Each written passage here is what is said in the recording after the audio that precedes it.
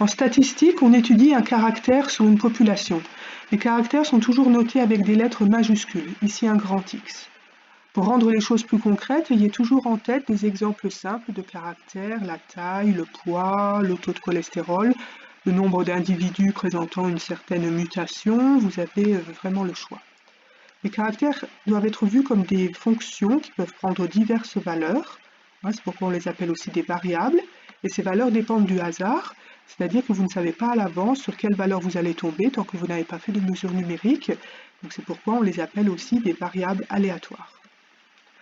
Donc décrire la loi d'une variable aléatoire, ça revient à faire la liste de toutes les valeurs possibles pour cette fonction et en plus il faut évaluer la probabilité de ces diverses valeurs. Vous avez deux grandes familles de lois. Tout d'abord les lois discrètes, il s'agit des variables aléatoires qui ne peuvent prendre que des valeurs entières. Et comme exemple de loi discrète, vous connaissez la loi de Poisson, la loi géométrique et la loi binomiale qui va beaucoup nous servir aujourd'hui. À côté, vous avez une autre famille, les lois continues. Là, il s'agit de variables aléatoires qui peuvent prendre toutes les valeurs réelles, pas seulement les entiers, mais aussi des valeurs avec des décimales.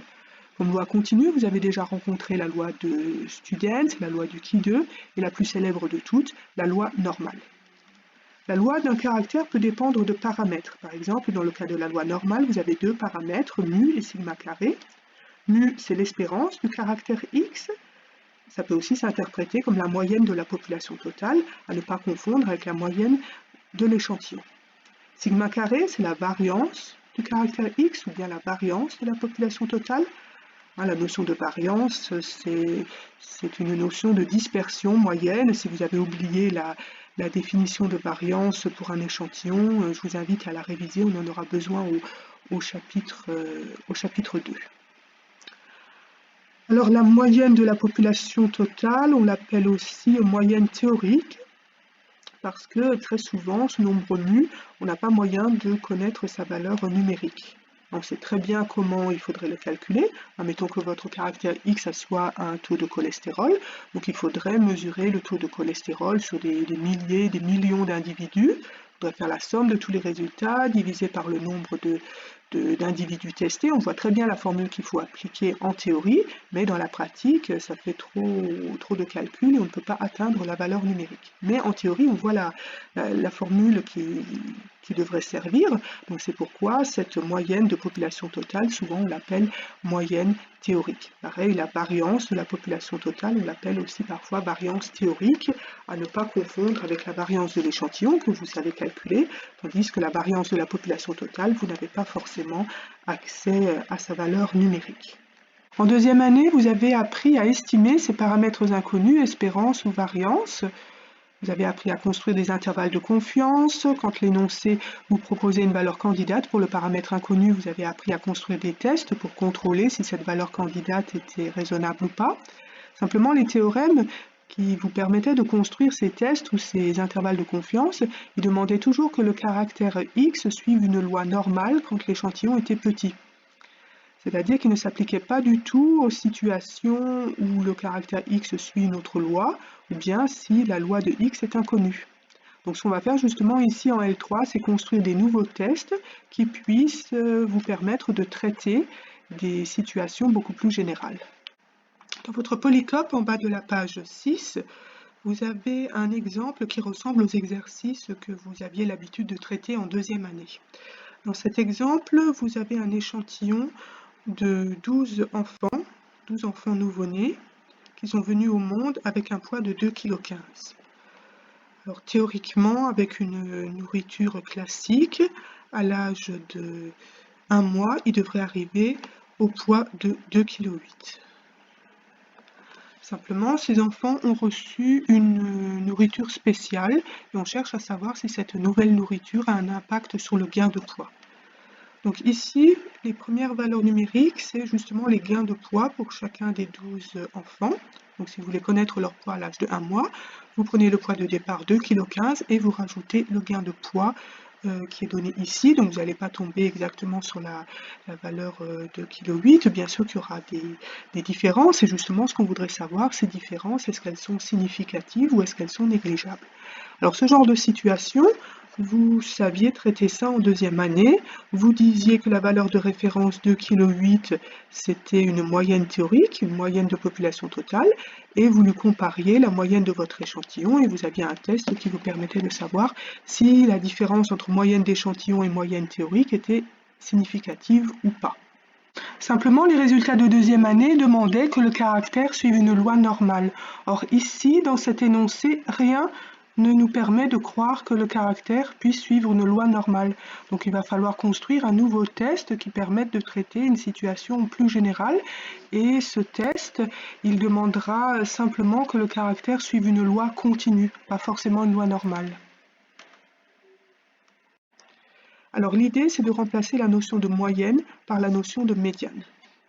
Donc la référence 2,8 kg, on va considérer que c'est la médiane théorique, la médiane de la population totale. Alors qu'est-ce que c'est que la médiane d'une population? C'est un nombre qui partage votre population en deux. Il y a la moitié de la population qui a une valeur inférieure à cette médiane, mettons 2,8 kg, et l'autre moitié de la population a une valeur supérieure. De la même façon, vous avez la notion de médiane pour un échantillon, c'est un nombre qui partage l'échantillon en deux.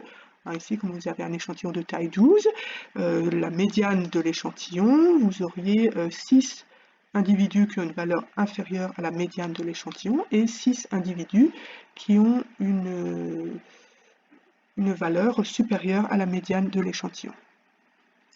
Voilà, donc je vous laisse déterminer la médiane de l'échantillon.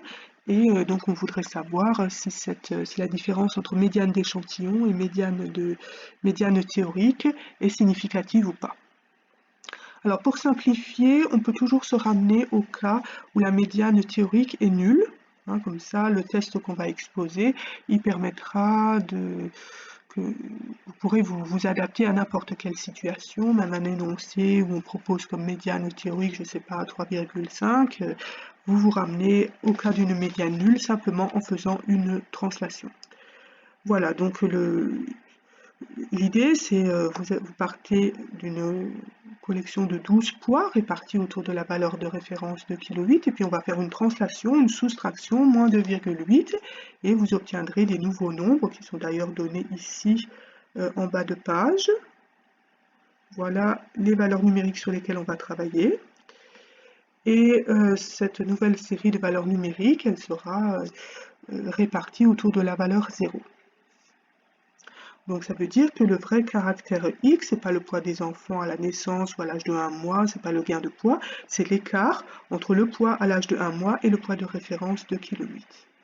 On va maintenant exposer le test qui permettra de contrôler si l'hypothèse de médiane nulle est raisonnable ou pas. Dans la formulation de cette hypothèse H0, le mot médiane se réfère à la médiane de la population totale. Dans l'exemple des enfants et l'étude de leur poids, la population totale, c'est l'ensemble de tous les enfants susceptibles de recevoir l'alimentation spéciale qu'on est en train d'étudier. Et pour l'instant, on dispose de mesures numériques seulement pour 12 individus de cette population. Donc dans ce contexte, si on arrive à valider l'hypothèse de médiane nulle, ça voudra dire que cette alimentation spéciale n'a pas d'influence sur le poids des enfants. En effet, une population de médiane nulle, cela signifie que la moitié des enfants présente des valeurs négatives et l'autre moitié des valeurs positives, c'est-à-dire une moitié des enfants a un poids inférieur à la référence de 2,8 kg et l'autre moitié un poids supérieur à cette référence. Donc la situation est assez équilibrée, on ne peut pas dire qu'il y ait de modification dans un sens plus que l'autre.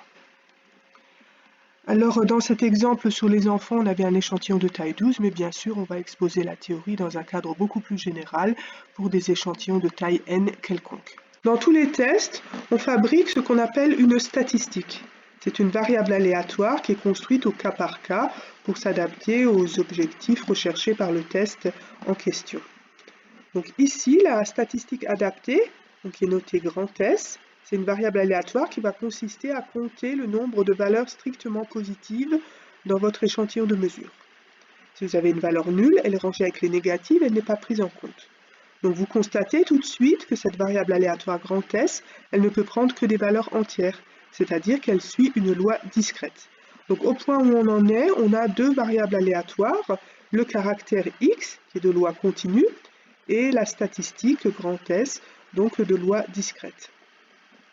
bon, si vous reprenez les valeurs numériques qui étaient listées en bas de page sur l'image précédente, donc comptez sur cet échantillon combien il y avait de valeurs positives, vous vous rendrez compte qu'il y en a une seule. Donc on dit la fonction grand S, la variable aléatoire grand S, sur l'échantillon particulier qu'on a étudié, elle prend comme valeur observée la valeur 1. On note petit s, et là je profite de l'occasion pour rappeler les conventions de notation.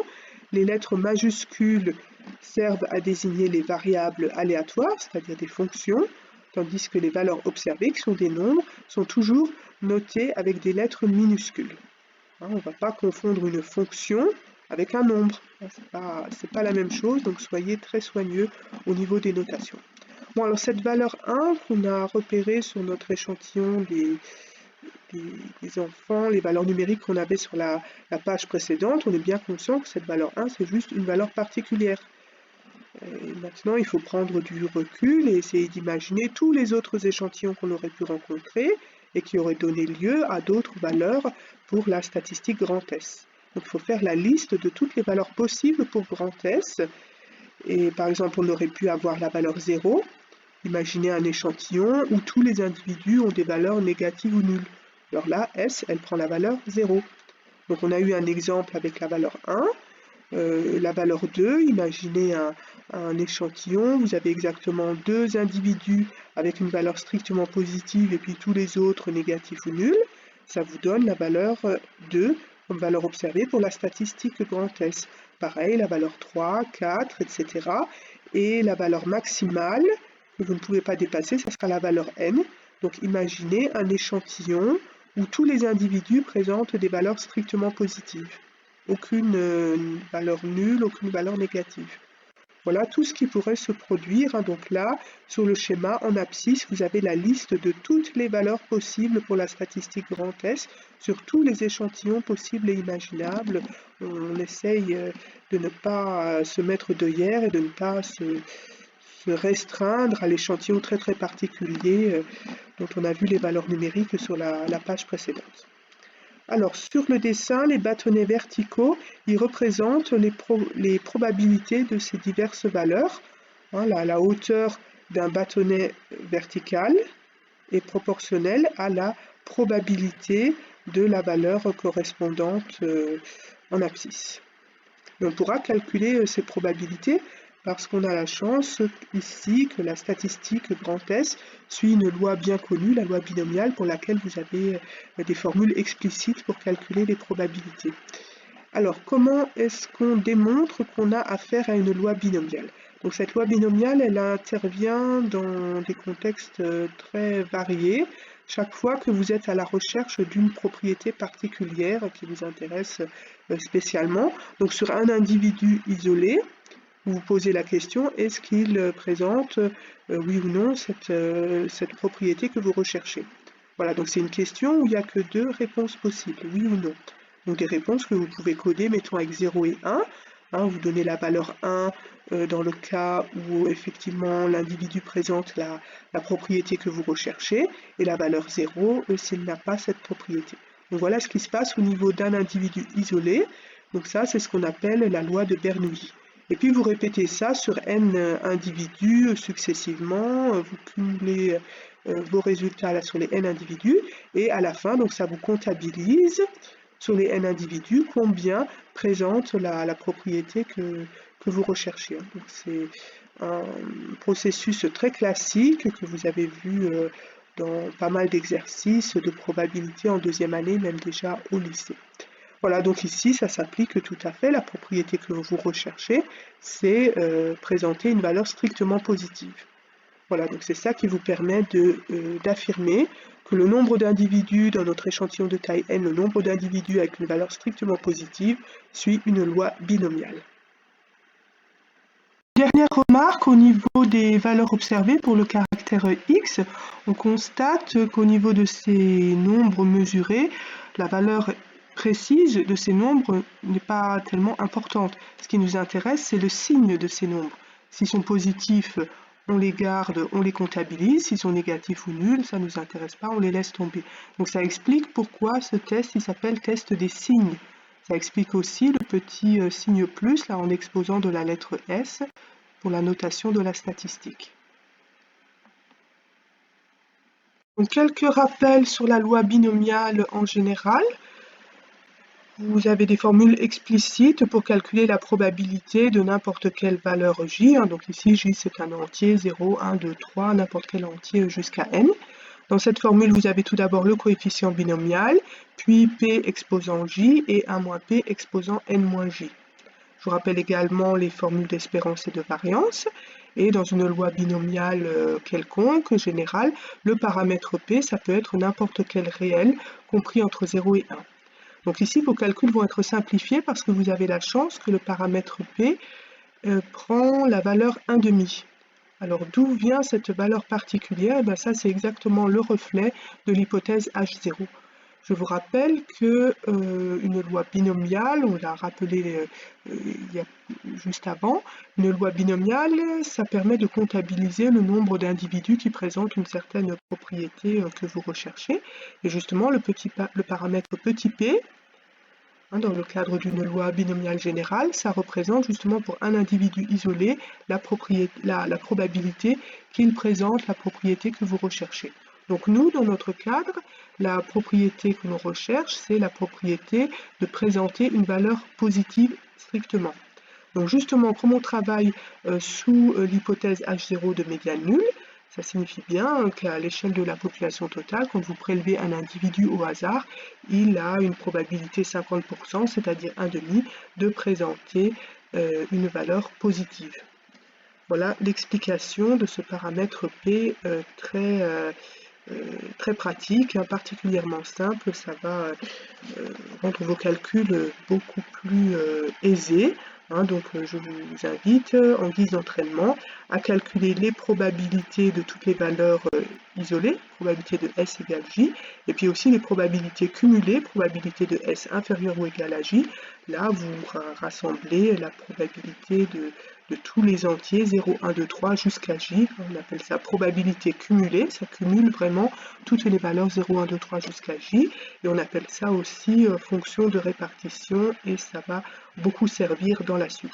Donc faites tous ces calculs, entraînez-vous à faire tous ces calculs pour n égale 12. Donc tout à l'heure, on a dressé la liste de toutes les valeurs possibles pour la statistique grand S. Ces valeurs sont portées en abscisse sur le schéma. Ce sont tous les nombres entiers, 0, 1, 2, 3, etc. jusqu'à n. Maintenant, dans cette liste de valeurs, il faut faire le tri, il faut faire la part des choses entre les bonnes valeurs qui seront compatibles avec l'hypothèse H0 et les mauvaises valeurs qui vont détruire l'hypothèse H0. Alors cette hypothèse H0, elle disait quoi? Elle disait que la population avait une médiane nulle. C'est-à-dire, à l'échelle de la population, vous avez autant d'individus présentant une valeur positive que d'individus présentant une valeur négative. 50% de positifs, 50% de négatifs, une répartition vraiment bien équilibrée. Donc si cette hypothèse H0 est réaliste, raisonnable, cette proportion, cette répartition 50-50, elle devrait se refléter au niveau de l'échantillon qui lui aussi devrait être à peu près équilibré, à peu près autant de positifs que de négatifs. Alors justement, si votre statistique grand S, elle prend des petites valeurs là du côté de 0, 1, 2, qu'est-ce que ça veut dire au niveau de l'échantillon? Ça veut dire que vous avez très peu de valeurs positives dans l'échantillon. C'est essentiellement, majoritairement du négatif. Donc votre échantillon, il est déséquilibré. Et ça ne reflète pas du tout l'idée de médiane nulle. Donc là, dans une situation pareille, c'est incompatible avec l'hypothèse H0. Pareil, si votre statistique grand S prend des grandes valeurs là du côté du maximum, ça veut dire que l'échantillon est composé principalement d'individus avec une valeur strictement positive. Il y a très peu de négatifs. De nouveau, ça fait un échantillon déséquilibré et c'est incompatible avec l'hypothèse H0. Par contre, si vous êtes au centre, là du côté du milieu, au voisinage de la valeur n sur 2, bon alors là on peut dire que l'échantillon il est à peu près équilibré. Il y a à peu près autant de positifs que de négatifs, donc là c'est compatible avec l'hypothèse H0. Voilà, donc on voit au centre une zone avec des bonnes valeurs qui vont dans le sens de l'hypothèse H0. Donc si on tombe dans cette zone-là, on pourra considérer que l'hypothèse H0 est tout à fait raisonnable et on acceptera H0 si on tombe dans cette zone. Par contre, si vous tombez aux extrémités, là vous avez des valeurs qui contredisent l'hypothèse H0 et si on tombe dans cette zone, on sera obligé de rejeter l'hypothèse H0. Donc il va falloir délimiter bien proprement la frontière entre les bonnes valeurs et les mauvaises valeurs. Il va falloir déterminer ici cet entier K qui sert de frontière, qu'on appelle l'entier critique, et puis la frontière symétrique n-K. Voilà, alors comment déterminer cet entier critique K? Donc on a repéré qu'il y a deux paquets de mauvaises valeurs aux extrémités, il faut bien surveiller ces mauvaises valeurs, il faut que leur probabilité ne devienne pas trop forte. Alors on se fixe un seuil, alpha, mettons 5%, et il faudrait que la probabilité de ces mauvaises valeurs que j'ai représentées en vert, il faudrait que leur probabilité ne dépasse pas ce seuil alpha, mettons 5%. Alors, la probabilité de ces valeurs aux extrémités, elle est représentée par la formule encadrée en vert ici.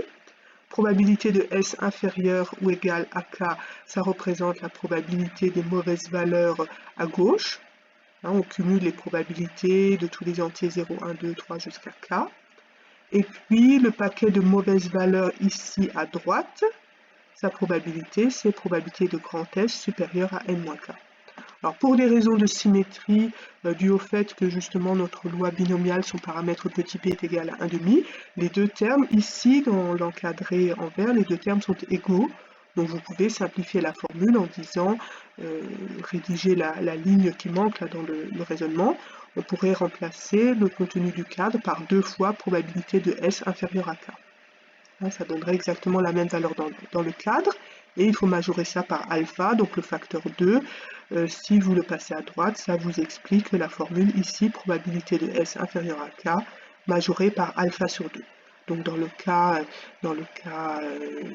d'un seuil 5%, il faut majorer la proba cumulée par 2,5%. Et c'est ici que vont servir tous vos calculs de probabilité sur la loi binomiale. Là, je vous présente les résultats obtenus par Minitab, mais même sans Minitab, avec une simple calculette, vous pouvez obtenir toutes ces probabilités.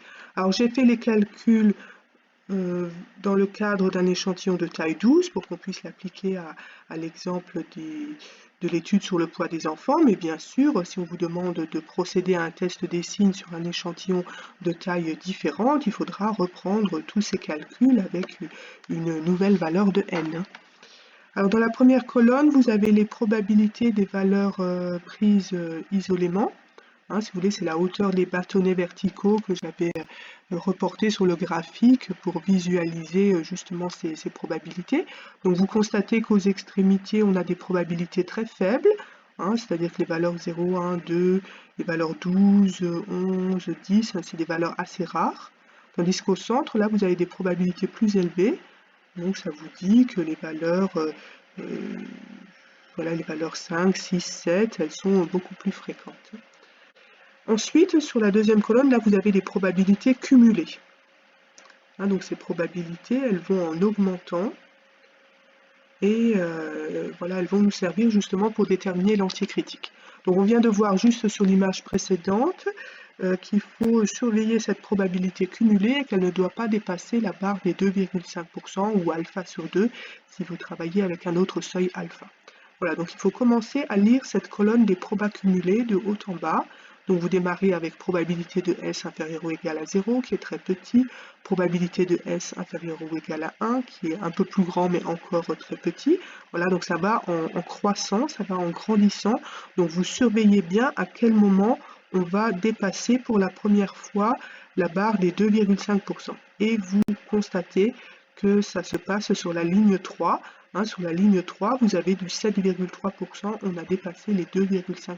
Et c'est la première fois que ça nous arrive, parce qu'à la ligne précédente, on avait du 1,9%, c'était encore inférieur à 2,5%. Voilà, donc vous lisez vos probas cumulés en scrutant à quel endroit vous dépassez pour la première fois les 2,5%, et là vous vous arrêtez. Et l'entier critique, il sera donné juste sur la ligne au-dessus, c'est-à-dire que l'entier critique, c'est le plus grand entier, c'est le dernier entier pour lequel vous êtes encore en dessous.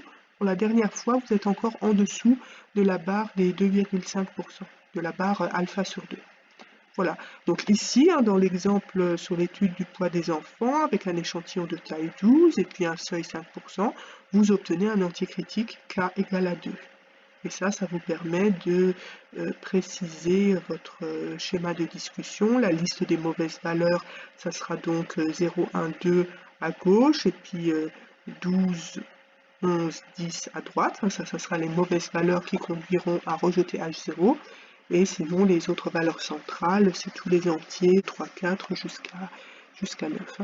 Voilà, donc maintenant, je ne peux que vous encourager à vous entraîner à déterminer des entiers critiques en lisant la colonne des probas cumulés. Donc entraînez-vous pour différents seuils alpha, pour différents effectifs n. Ça se passe tout le temps de la même façon. On en profite pour rappeler quelques principes généraux qui serviront pour tous les tests, pas seulement le test des signes. Tout d'abord, l'entier critique ne dépend pas de l'échantillon particulier qu'on vous a donné dans l'énoncé, il dépend seulement de l'effectif n et surtout du seuil alpha. Pareil pour le schéma qui est représenté ici, il ne dépend pas des valeurs numériques que vous avez récoltées dans votre expérience particulière. Au contraire, c'est une représentation de toutes les situations potentielles, de tous les échantillons possibles et imaginables. Quand on vous demande d'effectuer un test, par exemple le test des signes, dans un premier temps, laissez de côté l'échantillon qu'on vous a fourni dans l'énoncé. Négligez-le dans un premier temps et essayez de prendre de la hauteur, prendre du recul et essayez d'imaginer tous les autres échantillons qui auraient pu se produire. Alors pour cela, vous avez intérêt à tracer un axe sur lequel vous représentez toutes les valeurs possibles pour la statistique grand S. Donc ici, dans le cadre du test des signes, il s'agit des valeurs entières 0, 1, 2, 3 jusqu'à n. Ensuite, vous déterminez l'entier critique. Et pour terminer, avec deux couleurs différentes, vous coloriez de façon bien distincte, d'une part l'ensemble des bonnes valeurs, qui vont dans le sens de l'hypothèse H0, et d'autre part les mauvaises valeurs qui conduiront à rejeter l'hypothèse H0. Donc ça vaut la peine d'investir dans la construction de ce dessin parce qu'ensuite vous allez rentabiliser. Ce schéma est dessiné une fois pour toutes. Tant que vous ne modifiez pas le seuil, il reste valable. Si on vous demande de traiter 50 échantillons, vous n'aurez pas besoin de recommencer le dessin pour chaque échantillon. C'est toujours le seul et même unique dessin qui est valable pour tous les échantillons. Alors ce schéma, on l'appelle schéma de discussion parce qu'il va justement permettre de discuter pour savoir si on va accepter ou rejeter H0. Donc dans un premier temps, vous dessinez bien soigneusement ce schéma de discussion et seulement après, vous commencez à vous intéresser à l'échantillon très particulier qu'on vous a donné dans votre énoncé. Vous allez donc lire, calculer quelle est la valeur observée pour la statistique de votre test. Et à partir de là, vous n'avez plus qu'à situer ce nombre sur le schéma que vous avez dessiné et vous savez à l'avance quelle va être la réponse selon la zone dans laquelle cette valeur observée, petit s, va tomber. Par exemple, si elle tombe dans la zone centrale ici, voilà, ça c'est la zone des bonnes valeurs où on peut accepter l'hypothèse H0. Par contre, si elle tombe à l'extérieur, là sur les zones que j'ai dessinées en vert, alors là vous êtes dans la zone de rejet. On dit aussi parfois on accepte H1, alors qu'est-ce que c'est H1? C'est l'alternative, c'est la phrase contraire à H0. Regardez dans votre polycope comment c'est rédigé. Maintenant qu'on a appris à faire fonctionner le test des signes, on va ouvrir une parenthèse pour réviser comment on rédige en général un test statistique.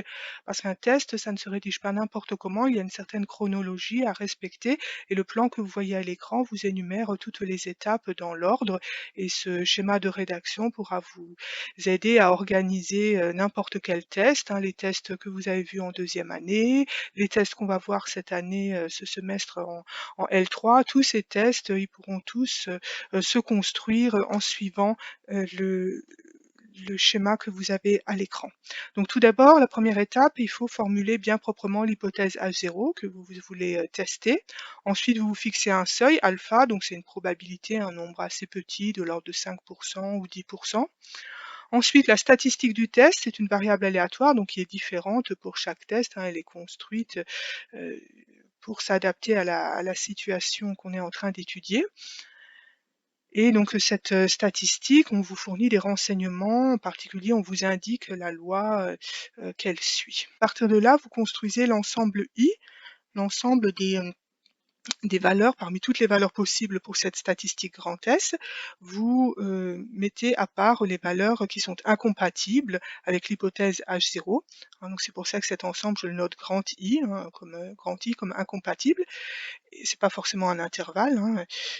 Et donc cet ensemble de mauvaises valeurs, il doit être pas trop important. Il faut que la probabilité que S prenne ses valeurs dans cette zone, cette probabilité doit rester faible, de l'ordre du seuil alpha.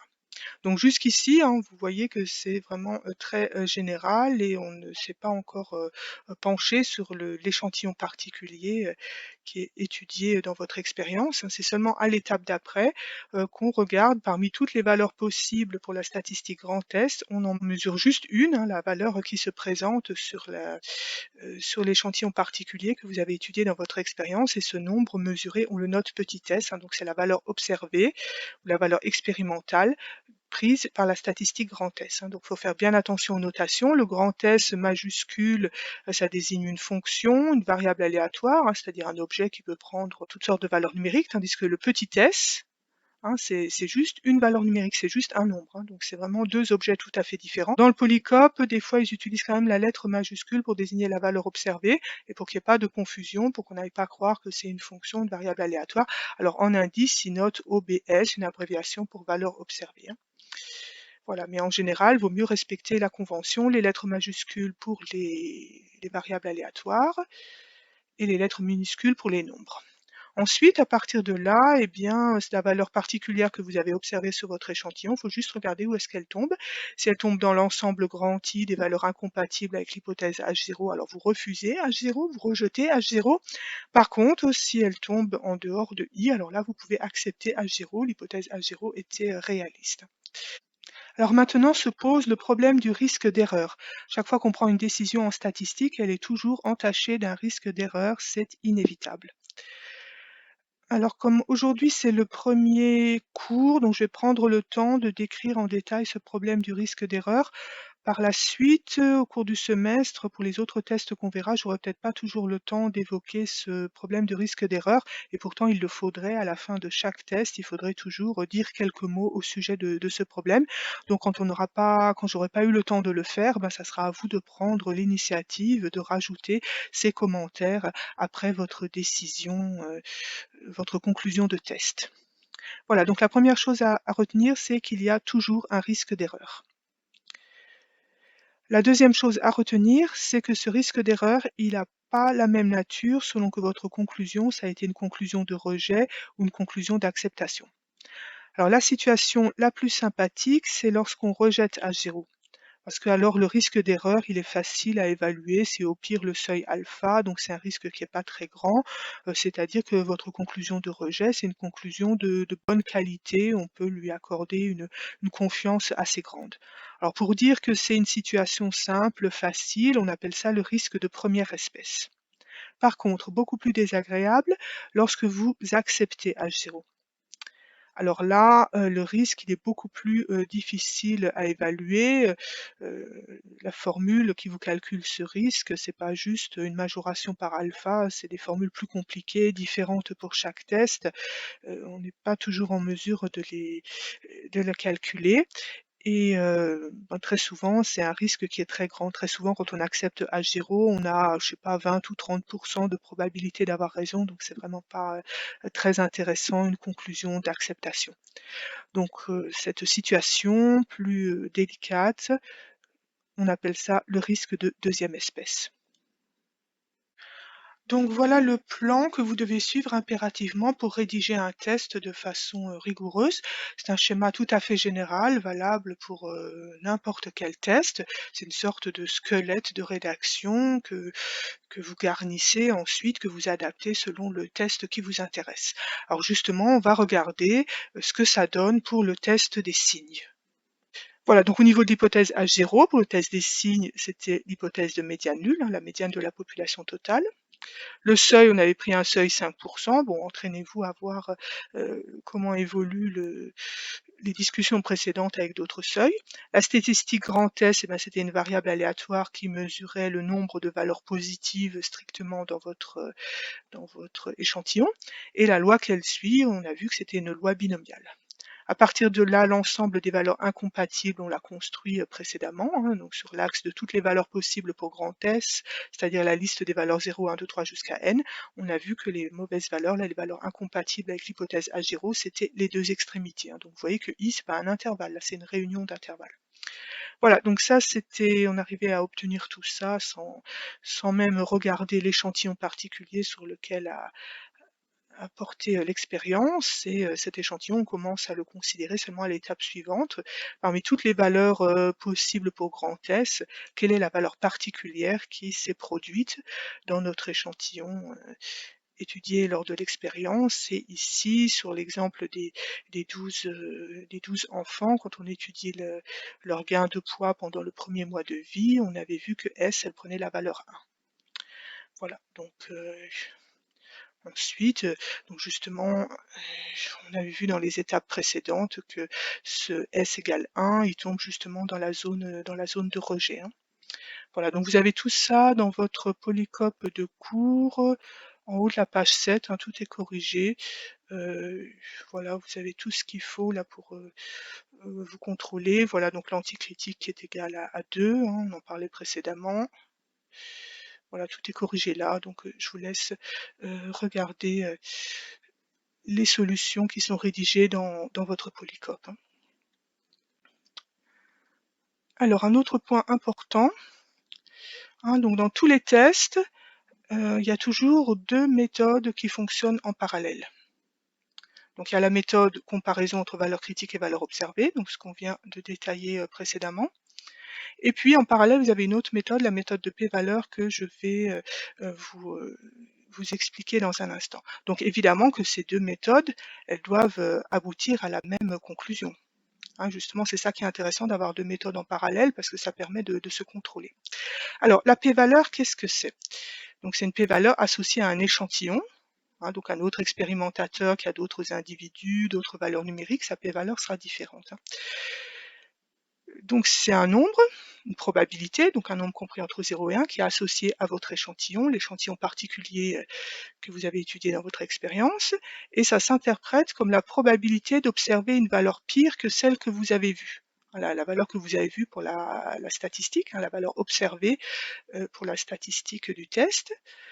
Voilà, imaginez sur d'autres échantillons, d'autres expérimentateurs qui travaillent sur d'autres individus. Voilà, donc globalement, quelle est la probabilité que d'autres expérimentateurs aient trouvé une valeur pire que celle que vous avez vue? Voilà, donc ça, c'est vraiment la définition générale, la définition qui a cours pour tous les tests. Voilà, donc une définition qui tient en 2 lignes, et si vous avez ça en tête, vous arriverez à vous adapter pour tous les tests qu'on verra au cours du semestre. Voilà, donc après, au cas par cas, selon le test, selon la statistique avec laquelle on travaille, eh bien, il faudra s'adapter pour interpréter qu'est-ce que c'est qu'une valeur pire que celle que vous avez vue. Donc tout est dans le mot pire, là, que j'ai souligné ici. Donc, selon le test, on va interpréter, et l'idéal, plutôt que d'apprendre des formules par cœur, la p-valeur pour tel test prend telle formule, pour tel autre test, la p-valeur a une autre formule. Le mieux, c'est chaque fois que vous avez besoin d'une formule de p-valeur, de la reconstruire par vous-même à l'aide d'une interprétation graphique. Voilà. À chaque fois, faites l'exercice de retraduire cette définition, retraduire cette notion de valeur pire que celle que vous avez observée. retraduisez ça en vous adaptant à la situation sur laquelle vous êtes en train de travailler. Donc ici, pour le test des signes, la statistique grand S, on en a parlé tout à l'heure, la liste de toutes les valeurs possibles, c'est les entiers 0, 1, 2, 3 jusqu'à n. Alors vous les présentez sur un axe. Bon là j'ai mis les bâtonnets verticaux qui représentent les probabilités de chaque valeur, c'est pas indispensable de les rajouter. Voilà, l'essentiel sur un axe, hein, vous placez les points 0, 1, 2, 3 jusqu'à n. Et puis vous placez la valeur que vous avez observée pour votre statistique. Donc nous, là, dans l'exemple du poids des 12 enfants, on avait un petit S qui était assez petit, qui était dans la première moitié, hein, parce que vous verrez que le raisonnement est légèrement différent selon que la valeur observée, elle tombe dans la première moitié ou la deuxième moitié. Voilà, donc mettons dans l'exemple du polycope avec le poids des 12 enfants, on avait une valeur petit s qui se situe dans la première moitié. Voilà, alors vous portez sur l'axe la valeur que vous avez observée pour votre statistique et ensuite avec un stylo de couleur, là j'ai pris la couleur rouge, vous mettez bien en évidence quelles sont les valeurs pires que S. Voilà, alors on a vu précédemment que les bonnes valeurs, c'est les valeurs au centre, autour du milieu. Hein, celles-là, c'est des valeurs qui sont compatibles avec l'hypothèse H0. Par contre, on a vu que les valeurs extrêmes, ça, c'est les valeurs incompatibles avec l'hypothèse H0. Donc les valeurs pires que petit s, eh bien, il faudra aller les chercher du côté des extrêmes et pas dans la zone au milieu. D'accord? Donc partant de S, par contre je parle de valeurs pires que S, c'est pire au sens large, donc vous prenez déjà la valeur petit s, la valeur observée. Qu'est-ce que vous avez comme valeur pire que S? Eh bien déjà vous avez toutes les valeurs plus petites que S, là vous partez vers la gauche. Voilà, donc vous ramassez toutes les valeurs jusqu'à 0. Ça déjà c'est des valeurs qui sont pires que S. Ça, c'est assez facile à obtenir. Hein, donc, vous partez vers la gauche, vous partez pas vers la droite, sinon vous vous rapprochez. Vous allez dans la zone du milieu, là où on a des bonnes valeurs. Hein. Voilà, donc déjà, toutes les valeurs que j'ai dessinées en rouge à gauche, déjà, c'est des valeurs pires que S, et donc il faut se souvenir, ça c'est une convention, ne pas oublier de rajouter toutes les valeurs symétriques. Voilà, donc une fois que sur votre dessin, là, vous avez bien dessiné en rouge les valeurs pires que S, eh bien après, c'est facile de construire votre formule de p-valeur. Hein, la p-valeur, c'est la probabilité des valeurs pires que S, c'est-à-dire la probabilité de toutes les valeurs qui sont dessinées en rouge. Donc déjà, vous avez la probabilité des valeurs inférieures ou égales à S, ça c'est les points en rouge à gauche, et puis la probabilité des valeurs supérieures à n-s, ça c'est le paquet symétrique à droite. Voilà. Voilà comment vous construisez votre formule de p-valeur. Et ensuite, bon, comme notre statistique grand S, elle suit une loi symétrique, on a une loi binomiale de paramètres P1,5. Donc grâce à ça, on a une symétrie. Donc la probabilité des valeurs en rouge ici à gauche coïncide avec la probabilité des valeurs en rouge à droite, là. Hein, c'est-à-dire que les deux probabilités ici, dans la formule sur la dernière ligne, en fait, elles sont égales. Et donc, vous pouvez écrire ça comme 2 fois la probabilité de S inférieure ou égale à petit s. Donc là, c'est intéressant parce qu'on a fait apparaître une probabilité cumulée. Et comme justement, tout à l'heure, on avait fait des calculs de probabilité pour la loi binomiale, hein, en particulier, on avait calculé les probabilités cumulées. Donc là, vous pouvez les récupérer et comme ça, vous aurez concrètement une valeur numérique pour la p-valeur associée à votre échantillon. Donc je vous laisse compléter là pour les valeurs numériques, là dans le cas de l'exemple l'échantillon de taille 12 avec le poids des enfants, et puis tout est corrigé dans votre polycope là à la page 7. La p-valeur, c'est vers le milieu de la page 7. Voilà, vous allez trouver la p-valeur. Voilà, vous allez trouver une p-valeur ici, la p-valeur qui est ici. Voilà, vous avez tout ce qu'il faut pour vous corriger dans le polycope. C'est pour ça qu'il faut vraiment bien traiter les exemples qui sont donnés dans le polycope. Là, il y a une solution rédigée pour vous permettre de vous corriger. Voilà, donc ça, vous voyez comment construire votre formule de p-valeur si votre valeur observée, petit s, tombe dans la première moitié. Et puis vous aurez en TD des situations où le petit s est grand et il se retrouve dans la deuxième moitié. Il est à droite du milieu. Hein. Voilà, donc on va adapter le raisonnement qu'on vient de faire. Il y a une légère différence dans le raisonnement. Voilà, donc imaginez que votre valeur observée pour la statistique grand S, c'est-à-dire le nombre petit s, se retrouve ici dans la deuxième moitié. Hein. Il y a le milieu, n sur 2, qui est quelque part par là, hein, donc la zone avec les bonnes valeurs. Voilà, et vous avez sur votre échantillon observé une valeur petit s qui se situe là. Voilà, alors comme tout à l'heure, la première étape, c'est un dessin avec un stylo, mettons, de couleur rouge comme ici, hein, sur la liste des entiers 0, 1, 2, 3 jusqu'à n, bien visualiser en rouge les entiers qui représentent des valeurs pires que S. Donc c'est pire au sens large, donc déjà je prends la valeur S, et là partant de S, on ne va pas se déplacer vers la gauche comme on faisait tout à l'heure, parce que sinon là on rentre dans la zone centrale, là autour du milieu, là où on a des bonnes valeurs. Hein, ça ne va pas du tout. Ce qu'on veut, c'est des valeurs plus mauvaises, des valeurs pires que S, des valeurs plus mauvaises, et les valeurs mauvaises, elles sont du côté des extrémités. Hein. Donc l'idée, c'est toujours de rejoindre les extrémités sans passer par le milieu. Voilà, donc vous allez ramasser la valeur S, S plus 1, etc. Puis vous allez jusqu'au maximum. Voilà, donc ça c'est un premier paquet de points que vous arrivez à obtenir, à visualiser assez facilement. Et après, vous pensez à rajouter le paquet symétrique. Et une fois que vous avez bien vos deux paquets de points en rouge aux deux extrémités, eh bien c'est facile pour vous de construire la formule de p-valeur. C'est la probabilité des points dessinés en rouge. Donc déjà, le paquet de points à gauche, c'est la probabilité de grand S inférieure ou égale à n-s. Et puis à droite, c'est la probabilité des valeurs supérieures ou égales à S. Et puis toujours pour des raisons de symétrie, parce qu'on a la chance que notre loi binomiale elle a un paramètre 1,5, ces deux probabilités ici sont égales. Hein, voilà. Donc on va pouvoir écrire ça comme 2 fois la probabilité de grand S inférieure ou égale à n-s. Donc sur les deux formules, je privilégie celle qui présente un symbole d'inégalité dans ce sens, hein, c'est-à-dire la variable aléatoire plus petite que le nombre, parce qu'on va pouvoir l'interpréter comme une probabilité cumulée, alors comme on a fait des calculs de probabilité cumulée sur la loi binomiale il y a quelques temps, ça permet de rentabiliser.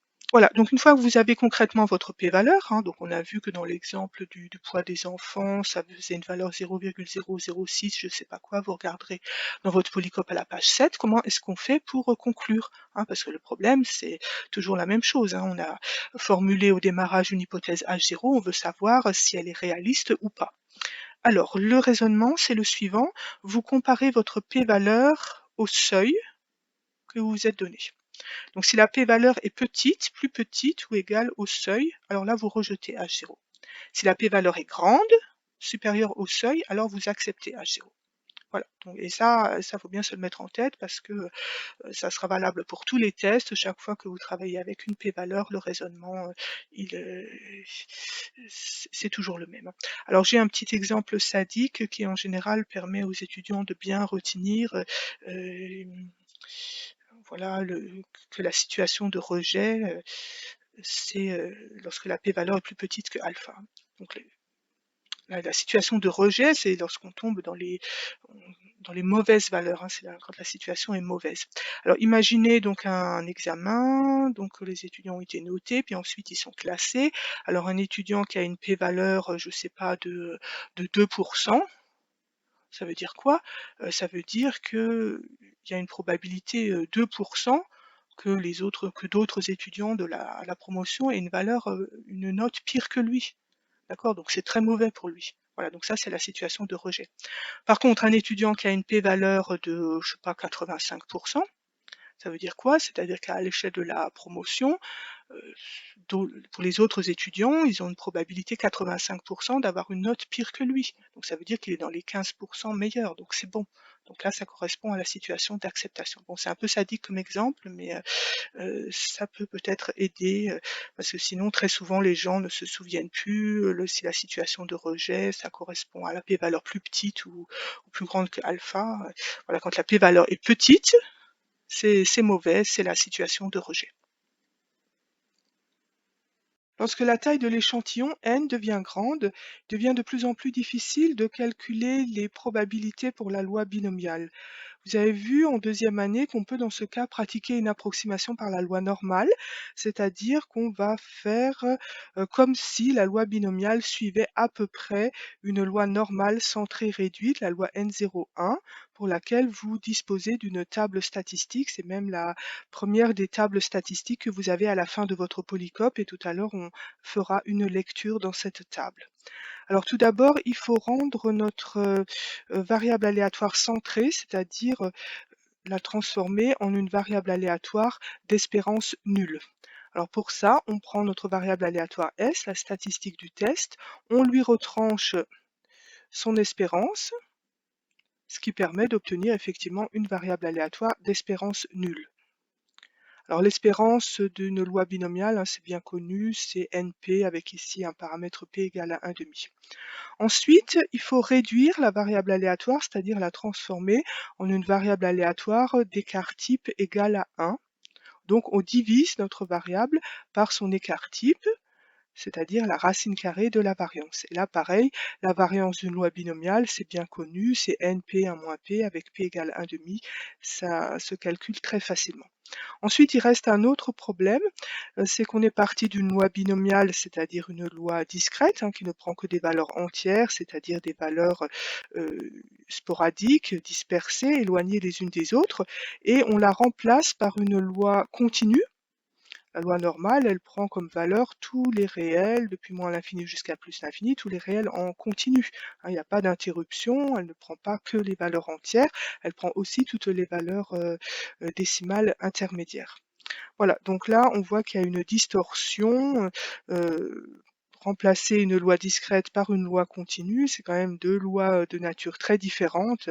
Ça ouvre un fossé, ça crée un décalage. Et pour compenser, on rajoute ce terme correctif 1,5 ici au numérateur. Voilà, donc la formule qu'on vient d'écrire ici, cette fraction rationnelle, définit une nouvelle variable aléatoire z. Et à partir de maintenant, on oublie complètement la statistique S, la loi binomiale. On travaillera exclusivement avec cette variable Z et on considère qu'elle suit une loi normale. Bien sûr, il y a des erreurs d'approximation, mais on les néglige lorsque n est grand. Avec le changement de variable que l'on vient de mettre au point, la zone d'acceptation de l'hypothèse H0, cette zone centrale ici autour de n sur 2, se trouve transformée en une zone centrale autour de 0, un intervalle centré en 0. Les zones de rejet de l'hypothèse H0, c'est aux extrémités, se retrouvent elles aussi envoyées aux extrémités du côté de plus l'infini ou de moins l'infini. À gauche, les mauvaises valeurs 0, 1, 2, 3 jusqu'à k se trouvent transformées en l'intervalle de moins l'infini à moins c, et à droite, les mauvaises valeurs n-k, n-k plus 1 jusqu'à n se trouvent transformées en l'intervalle c à plus l'infini. Quand on travaillait avec la loi binomiale, la frontière entre les bonnes valeurs et les mauvaises valeurs était matérialisée par l'entier critique k et son symétrique n-k. Et bien maintenant, sur le nouveau schéma pour la loi normale, la variable aléatoire z, il va falloir déterminer la valeur critique C et son opposé, moins C, qui joue le même rôle, le rôle de frontière entre les bonnes valeurs et les mauvaises valeurs. Sur ce schéma, la courbe en cloche représente la fonction densité pour la loi N01. Donc c'est une fonction en exponentielle de moins t carré, une fonction paire, ce qui explique la symétrie du schéma autour de l'axe des ordonnées. L'intervalle de mauvaise valeur, intervalle de moins l'infini à moins c, sa probabilité se visualise graphiquement comme la surface hachurée en vert ici à gauche, hein, donc la surface comprise entre l'axe des abscisses au-dessus de l'intervalle moins l'infini à moins c, la surface entre cet intervalle et la courbe représentative pour la fonction densité. De même, pour l'intervalle de c à plus l'infini, sa probabilité s'interprète graphiquement, peut se représenter graphiquement par la surface hachurée en vert ici à droite. Alors pour déterminer la valeur critique, il faut surveiller justement cet ensemble de mauvaises valeurs, cette zone de rejet. Il faut que sa probabilité ne dépasse pas le seuil alpha. Donc la probabilité des mauvaises valeurs, c'est la somme de ces deux probabilités. Ou bien graphiquement, ça peut s'interpréter comme la surface totale hachurée en vert. Et comme les deux morceaux sont symétriques, Ils ont tous les deux la même surface, donc puisque la surface totale doit être égale à alpha, ça veut dire que chacun des deux morceaux en verre pris isolément aura une surface de alpha sur 2.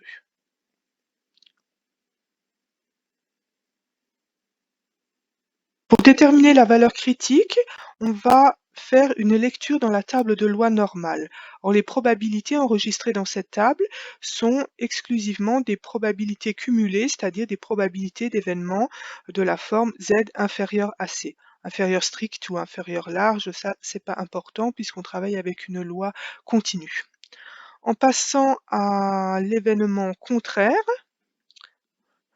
on voit facilement que cette probabilité peut s'écrire sous la forme 1 moins probabilité de Z supérieure ou égale à C.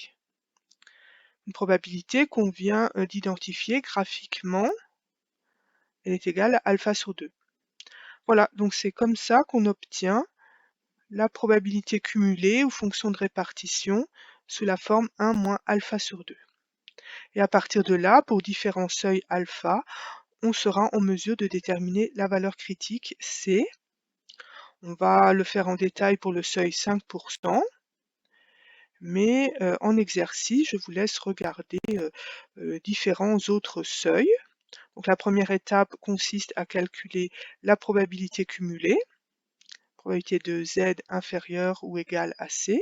On vient de démontrer la formule 1 moins alpha sur 2, donc mettons pour 5%, alpha sur 2 c'est 2,5%, donc 1 moins alpha sur 2 c'est du 97,5%. Et à partir de cette probabilité, comment on obtient la valeur de l'abscisse C par une lecture de table? Voilà, donc cette table, à l'intérieur de la table, vous lisez diverses probabilités qui sont toutes des probabilités cumulées, des fonctions de répartition, c'est-à-dire des probabilités d'événements de la forme Z inférieure à C.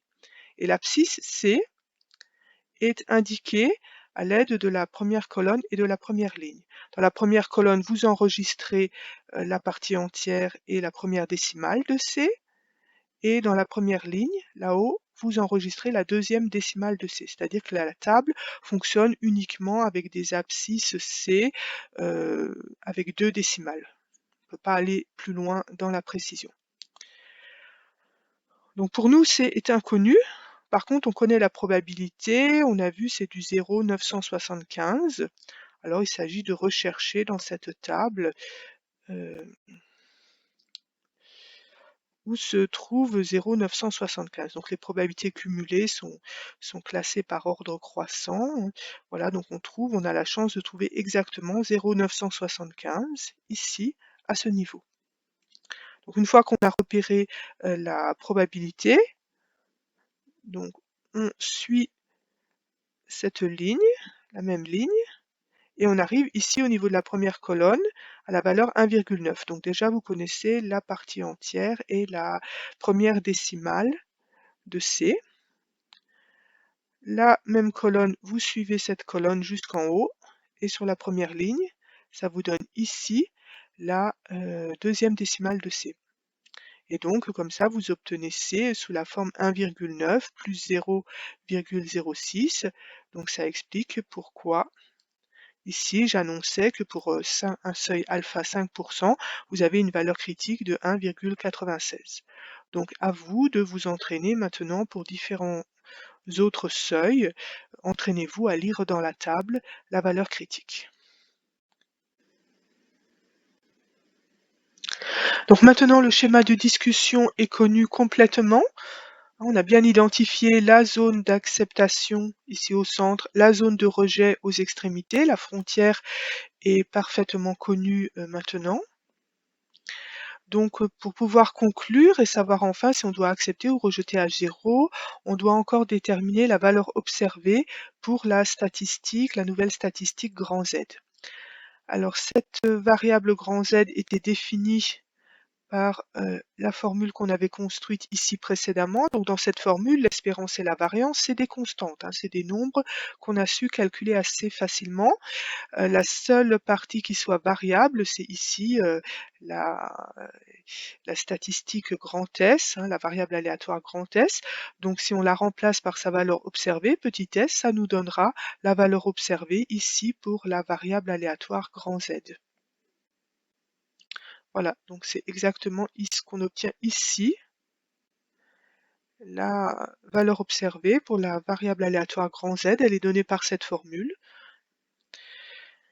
Et une fois qu'on l'a calculée, eh bien, on est en mesure de voir où tombe ce nombre petit z. S'il tombe dans la zone centrale, entre -c et c, on accepte H0. S'il tombe en dehors de l'intervalle central, dans les zones en vert, là, on doit rejeter l'hypothèse H0. Bon, il n'y a pas toujours une correspondance exacte entre les notations du polycope et celles que j'ai utilisées dans la vidéo. Par exemple, dans le polycope, l'entier critique, pour la loi binomiale, il le note K indice alpha. Moi, j'ai allégé les notations, je l'ai noté simplement K, hein, mais ça désigne bien la même chose. Pour la statistique grand S du test des signes, hein, la variable aléatoire de loi binomiale, sa valeur observée, je l'ai notée petit s minuscule, notation minimale, tandis que dans le cours, ils avaient une notation beaucoup plus lourde et que je n'aime pas trop parce qu'elle utilise la lettre majuscule grand S qui devrait être réservée pour les variables aléatoires. Bon, alors pour qu'il n'y ait pas de confusion, ils avaient bien ajouté en indice OBS pour signifier qu'il s'agissait d'une valeur observée, c'est-à-dire d'un nombre et pas d'une variable aléatoire. Mais quand même, cette lettre majuscule, je n'aime pas trop ça. Ça risque d'induire en erreur. Donc pareil pour le petit z là qu'on vient de calculer juste à l'instant, ils avaient une notation plus lourde dans le polycope avec cette lettre majuscule qui présente un danger de confusion avec la variable aléatoire. Donc bien voir en indice le OBS qui précise qu'il s'agit d'une valeur observée. Donc pareil, dans votre polycope, hein, vous pouvez retrouver les formules donnant l'espérance et la variance pour la loi binomiale. On en avait besoin pour la construction de la variable z. Pour tous les tests, on a toujours deux méthodes qui fonctionnent en parallèle. La méthode comparaison entre valeur critique et valeur observée d'une part, et d'autre part la méthode qui repose sur la notion de p-valeur. On vient de voir à l'instant comment déterminer la valeur critique lorsqu'on travaille avec une loi normale. Et pour compléter, on va maintenant voir comment déterminer la p-valeur lorsqu'on travaille avec une loi normale. On l'a fait pour la loi binomiale, et bien il faut le faire aussi pour la loi normale. Alors la définition de p-valeur, ben, c'est toujours la même, hein, dans tous les cas, pour tous les tests, quelle que soit la loi avec laquelle vous travaillez. La p-valeur, c'est toujours la probabilité d'observer une valeur pire que celle que vous avez vue. Alors maintenant qu'on travaille avec la nouvelle statistique, la variable aléatoire grand Z, donc la valeur qu'on a vue, la valeur qu'on a mesurée et observée pour cette variable grand Z, c'est le nombre petit z ici, hein, qu'on avait calculé précédemment. Donc il s'agit dans un premier temps de déterminer qu'est-ce que c'est qu'un nombre pire que z, un nombre plus mauvais que z. Et comme lorsqu'on travaillait avec la loi binomiale, la bonne stratégie, c'est de commencer à représenter visuellement, graphiquement sur un schéma, ces nombres plus mauvais que z. Et ensuite, ça sera plus facile pour construire la formule de p-valeur. Alors ici, comme on travaille avec une loi normale, hein, la statistique grand Z, elle peut prendre des valeurs positives, des valeurs négatives. Donc pour démarrer, on va regarder d'abord le cas d'une observation petit z positive et on verra ensuite comment s'adapter dans les cas où on aurait un petit z négatif. Alors dans un premier temps, donc vous représentez sur un axe toutes les valeurs possibles pour la variable aléatoire grand Z, hein, elle peut prendre n'importe quelle valeur réelle, de moins l'infini à plus l'infini. Vous représentez aussi votre observation petit z, voilà la valeur que vous avez vue, hein, elle est positive. Et on va maintenant représenter sur ce dessin tous les nombres plus mauvais que petit z. Donc partant de z, on ne va pas se déplacer là vers la gauche, hein, sinon on se rapproche de 0. Et on sait que pour une loi normale, le voisinage de 0, c'est les bonnes valeurs. pour une loi normale, les mauvaises valeurs, c'est du côté de moins l'infini plus l'infini. Donc ici, partant de z, on va se diriger vers plus l'infini en se déplaçant vers la droite. Et ensuite, par convention, bon, ne pas oublier de rajouter l'intervalle symétrique, c'est-à-dire l'intervalle depuis moins l'infini jusqu'à moins z. Voilà. Donc on vient de représenter en rouge l'ensemble des valeurs plus mauvaises que z. Et maintenant qu'on les a bien visualisées, qu'on les a bien sous les yeux, ça sera très facile maintenant de construire la formule de p-valeur. Voilà, donc la p-valeur, c'est la probabilité d'observer un nombre pire que z, donc c'est la probabilité de ces ensembles en rouge. Alors la probabilité de l'intervalle de moins l'infini à moins z, la voilà ici, hein, probabilité de z inférieure ou égale à moins z, et le deuxième intervalle, sa probabilité, la voilà ici, probabilité de z supérieure à z. Alors comme on a une symétrie, on travaille avec une loi normale centrée. La fonction densité, je l'ai rappelé tout à l'heure, c'est une fonction paire, hein, on a une symétrie, donc la probabilité que z soit inférieure à moins z coïncide avec la probabilité que z soit supérieur à z. Donc vous pouvez simplifier la formule et vous obtenez 2 fois probabilité de z supérieure à petit z. Et comme ici z est positif, il n'y a pas de différence entre z et valeur absolue de z, donc là sur la dernière ligne, vous obtenez exactement la formule qui était annoncée dans le plan de cours.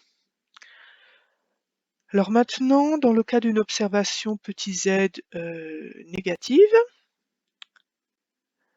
pareil, hein, il s'agit de représenter sur le schéma les nombres plus mauvais que petit z. Hein, voilà, donc z est négatif cette fois-ci. Donc toujours la même chose, hein, vous visualisez sur un axe toutes les valeurs possibles pour la statistique, ici grand Z, et vous visualisez la valeur que vous avez observée. Alors partant de Z, si on se déplaçait vers la droite, comme tout à l'heure, là ça serait pas une bonne idée, parce qu'on se rapproche de 0, c'est-à-dire c'est la zone des bonnes valeurs. Les mauvaises valeurs, elles sont aux extrémités, donc ici on va partir vers moins l'infini. Voilà. Déjà un paquet de nombres plus mauvais que Z, et la convention, c'est de rajouter l'intervalle symétrique. Voilà, donc l'intervalle qui démarre à moins z, ici le moins z est positif, de moins z jusqu'à plus l'infini. Et voilà. Et maintenant, on n'aura plus aucune difficulté pour construire la formule de p-valeur, hein, donc c'est la probabilité de ces ensembles en rouge. Le premier intervalle de moins l'infini jusqu'à z, probabilité de z inférieure ou égale à z, le voilà ici. Le deuxième intervalle à droite, probabilité de z supérieure à moins z. Toujours pour des raisons de symétrie, la probabilité de z inférieure à z, c'est la même chose que la probabilité de z supérieure à moins z. Donc votre formule se simplifie en 2 fois probabilité de z supérieure à moins z. Et ici, moins z, vu que z est négatif, hein, c'est la valeur absolue de z. Voilà, donc dans les deux cas, finalement, que z soit positif ou négatif, votre p-valeur sera toujours donnée par cette formule, 2 fois la probabilité de z supérieure ou égale à valeur absolue de z.